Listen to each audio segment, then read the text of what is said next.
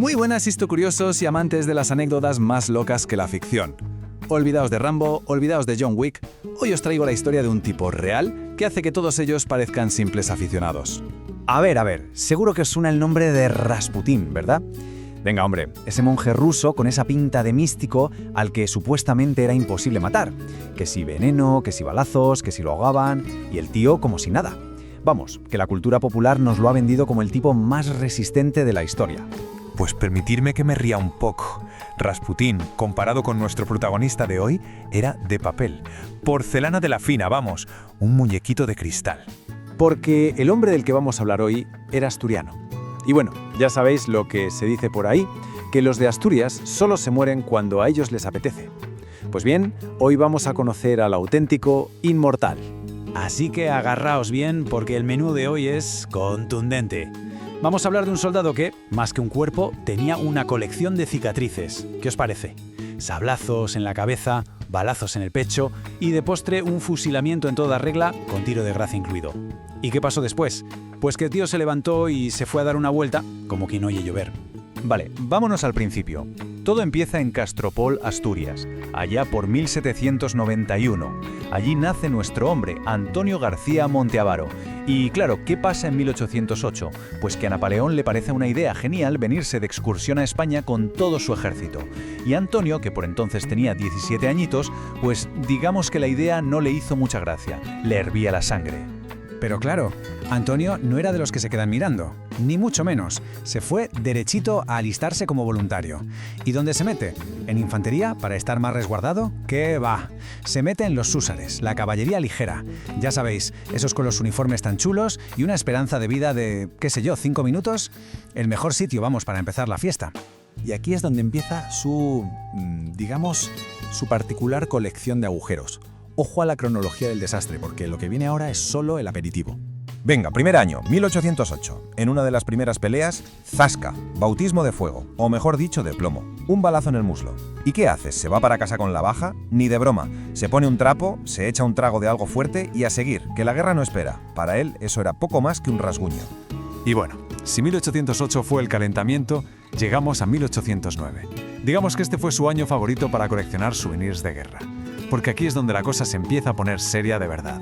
Empezamos fuerte. En la batalla de Medellín, imaginad el caos, cargas de caballería, y un dragón francés le mete un sablazo en toda la cabeza.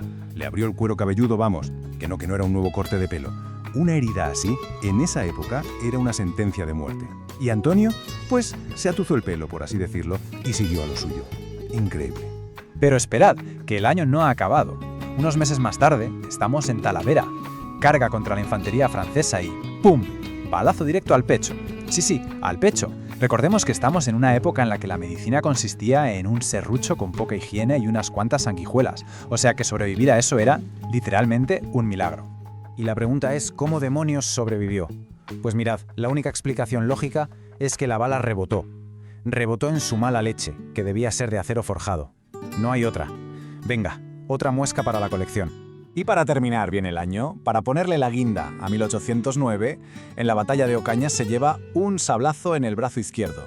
Y de regalo, una estocada de bayoneta en el costado. A ver, para este punto su cuerpo ya era un mapa de carreteras. Yo me imagino a sus compañeros usándolo de escudo humano, porque es que el tío lo paraba todo. Total, que llegamos a 1810.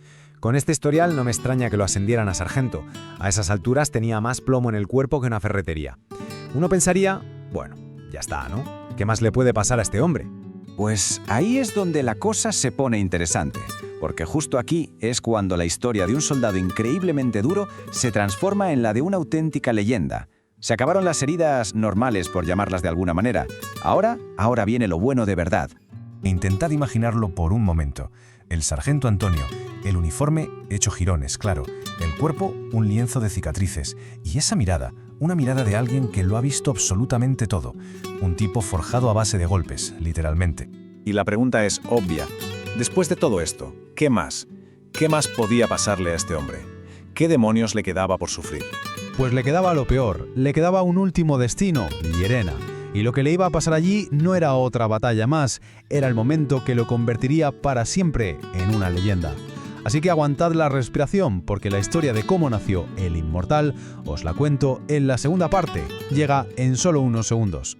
Muy buenas. Hay que ir preparando las palomitas porque la historia que traigo hoy es de las que superan cualquier guión de Hollywood. En serio, es un relato de guerra, sí, de supervivencia de esa que parece imposible y sobre todo de una venganza servida de una forma implacable. Vamos al lío. La pregunta es directa, ¿verdad? ¿Es esto posible? Porque la historia de nuestro protagonista, Antonio García Monteavaro, parece que responde con un sí, pero un sí rotundo y con todas las letras. Todo arranca aquí, en Llerena, Badajoz. Para situarnos, estamos en plena guerra de la independencia contra el ejército de Napoleón. La noche es cerrada y el aire huele a pólvora y a que las cosas se van a poner muy feas. Y pasa lo que tiene que pasar. La unidad de Antonio, una partida de guerrilleros, cae de lleno en una emboscada. Los soldados franceses, que estaban ya hartos de esa guerra de desgaste, de ataques relámpago y desapariciones, pues digamos que no estaban precisamente de buen humor. Capturan a Antonio y a unos cuantos más. Al mando de los franceses hay un teniente, un tipo con muy malas pulgas y seguramente, sí, un bigote impecable.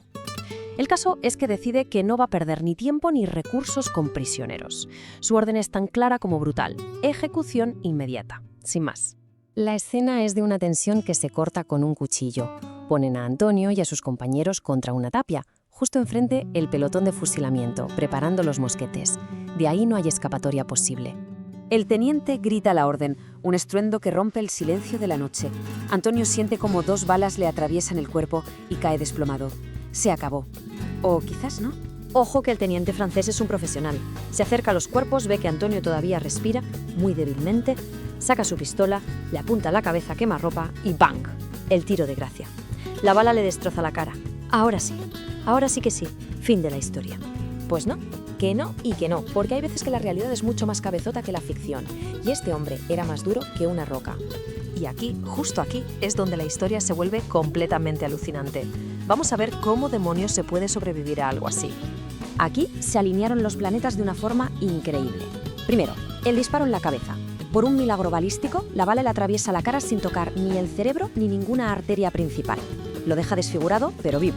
Segundo, la suerte. Un pastor lo encuentra al borde de la muerte y en un acto de valentía tremendo se lo lleva, lo esconde y lo cuida durante meses. Y finalmente, el regreso. Una vez recuperado, se reincorpora a su regimiento, dejando a sus compañeros con la boca abierta al ver al fantasma caminar entre ellos. Pero claro, Antonio ya no es el mismo. Tiene la cara marcada por una cicatriz brutal, le cuesta hablar, le cuesta comer. Pero lo más importante es lo de dentro. Por dentro arde una rabia fría y un solo objetivo en la cabeza: la venganza. Y ahora sí, ahora llega el momento que todo el mundo estaba esperando. La hora de la venganza. El momento de saldar las deudas pendientes con plomo. El tiempo pasa, como es lógico.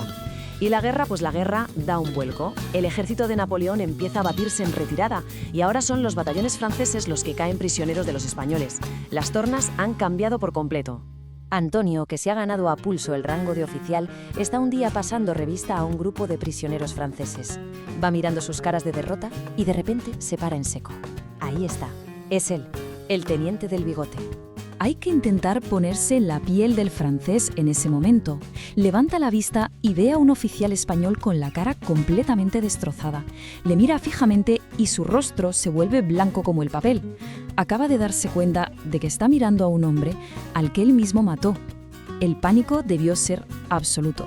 Pero Antonio no se le echa encima. No, eso sería demasiado fácil. Es un hombre con memoria, con una calma que te hiela la sangre. Llama a un pelotón de sus hombres y ordena que pongan al teniente francés contra un paredón. La escena se repite, pero esta vez los papeles están cambiados. Y con su voz seguramente ronca, rasgada por esa vieja herida, Antonio da la orden final. El teniente francés cae y esta vez no hay duda de que Antonio se encargó de que no se levantara. El karma a veces es así de directo. Después de semejante historia, uno se imagina que a nuestro héroe lo cubrieron de oro y gloria, ¿verdad? Bueno, aquí llega el clásico y agridulce final a la española. Por sus 20 heridas de guerra documentadas, por sobrevivir a una ejecución y por volver del más allá para cazar a su asesino, el rey Fernando VII le concedió un distintivo especial para lucir en el uniforme. Sí, una chapita. El contraste es que es brutal. casi un insulto. Por un lado, una vida de película, un valor increíble y una lealtad a prueba de balas, literalmente. Y por el otro, la gratitud de su país, una palmadita en la espalda y una pensión miserable que, para colmo, casi nunca llegaba a tiempo. Antonio García Monteavaro murió en 1841, en A Coruña, y murió pobre, luchando no contra los franceses, sino contra la burocracia para poder cobrar la pensión que le debían. Un final tristemente típico para muchos veteranos de guerra. Esta frase es que lo resume todo a la perfección. Un hombre que pudo con un imperio entero, pero al que derrotó el olvido de aquellos por los que luchó. Una lección bastante amarga sobre cómo funciona la memoria histórica a veces. Y esa es la increíble y verídica historia del guerrillero inmortal. Si este relato ha dejado tan mal cuerpo como a mí, pero a la vez ha parecido alucinante, ya se sabe lo que toca. Un buen like a esto, compartirlo para que más gente conozca a Antonio y sobre todo suscribirse y darle a la campanita para no perderse más historias como esta. Y ahora, para terminar, lanzo una reflexión al aire. ¿Se conocen otras historias de grandes héroes que acabaron olvidados por los suyos? El debate, como siempre, está servido en los comentarios. Nos vemos en la próxima.